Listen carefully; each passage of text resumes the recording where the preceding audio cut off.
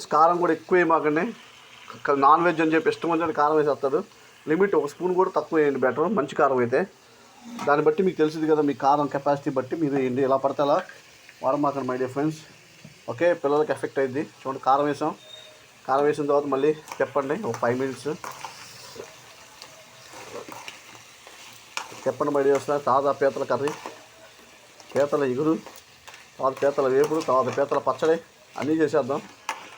చూడండి పీతలు ఎలా ఉన్నాయో, రుచిగా కలర్ఫుల్గా ఉన్నాయండి. తాజా పీతల కర్రీ అండి. చూడండి మై డియర్ ఫ్రెండ్స్.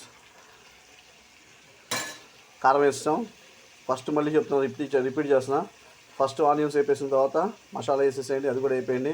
కరివేపాకు వేసేయండి. కరివేపాకు ముందు వేసినా పర్లేదు, తర్వాత వేసినా పర్లేదు, నో ప్రాబ్లం. ఇప్పుడు పీతలు వేసాం, కారం వేసాం. ఇంక చేయాల్సింది ఏంటి, పీతలు ఉడకడానికి వాటర్ పోయాలండి మై డియర్ ఫ్రెండ్స్. అందరూ వాటర్ పోసేసి లైక్, షేర్, సబ్స్క్రైబ్ చేయడం మర్చిపోమాకండి.